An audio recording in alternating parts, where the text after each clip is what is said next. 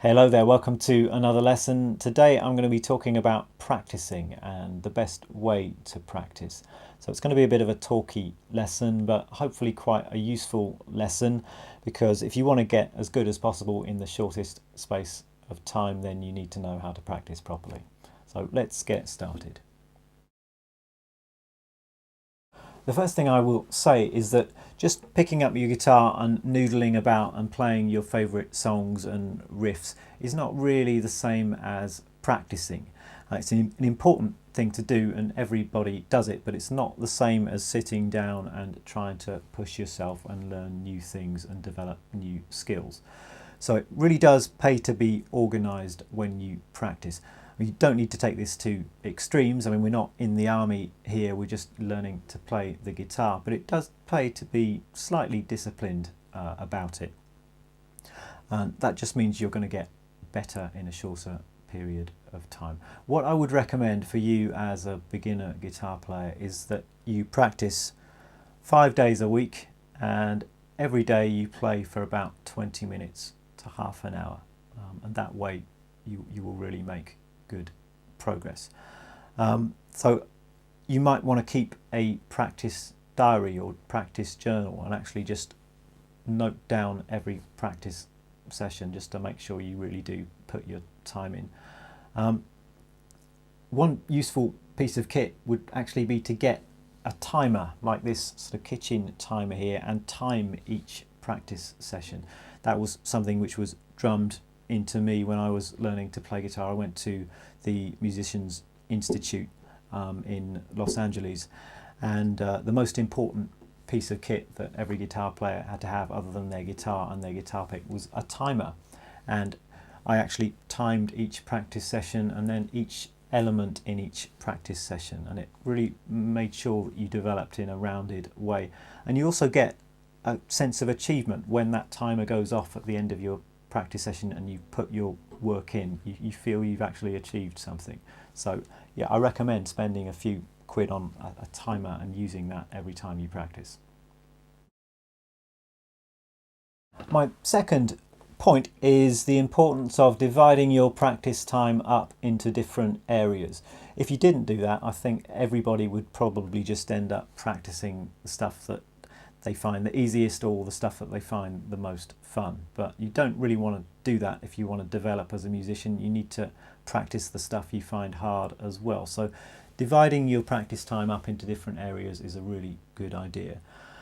For instance, as a beginner, say you've got half an hour in which to practice, why don't you spend 5 minutes practicing your finger exercise, using that as a bit of a warm-up. Then you might want to spend 5 minutes learning chord shapes. So wherever you happen to be in the course, maybe you're learning your 7th chords, you get your fingers into those shapes, check that everything is sounding good, get them committed to memory.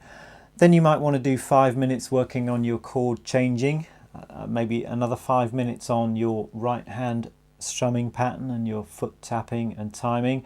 And I think that would then leave you with 10 minutes in which to practice playing songs. So in that way you can see you divided your practice time up into these different areas, and you're practicing all of these different skills in every practice session. I think that's a really good way to go, no matter what level you're at. Exactly what you practice will change depending on where you're at in this course or where you're at in your career as a guitarist. That could be changing all the time, but the basic principle of dividing your practice time up like that should hold true no matter what level you're at. Now, I've touched on this point before and it seems fairly commonsensical, but you'd be amazed how many people don't do this when they're practicing. And that is, you need to work on the stuff you find hard. There's absolutely no point in practicing the stuff that you can already do and that you already find easy. So if you're learning your chords, for instance, there's no point going over your E minor chord or your A minor chord that you already know well. Go to that F chord that you're finding difficult and really work on that and practice it over and over until it starts sounding good. The same thing goes with learning songs. If you can already play the verse of a song through well, there's no point in spending more time going over it. go to the chorus of the song where there's that bit that you're finding hard, or isolate just one particular bar where there's a tricky chord change and go over and over that until you bring it up to the level of the rest of the song. This is an important point because guitar, after all, is meant to be a fun thing to do. So I would always leave the fun stuff until the end of a practice session, after you've gone through the sort of chores and the discipline of the finger exercises and the strumming and using the metronome. Play some songs, have some fun, play through some repertoire stuff that you already know how to do well as a kind of reward to getting through the practice session.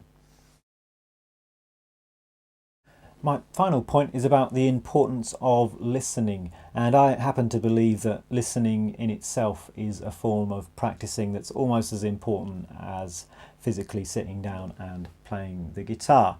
One of the beautiful things about learning to play an instrument is that you will be listening to more music and listening more widely to stuff that you wouldn't ordinarily listen to.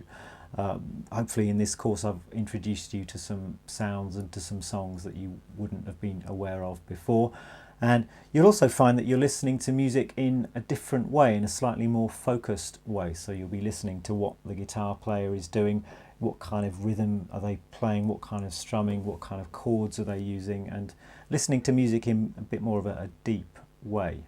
So I think that's all I've got to say for the moment on the subject of practicing. Try and put this stuff to some use next time you sit down and practice yourself, and I'll see you for another lesson very soon.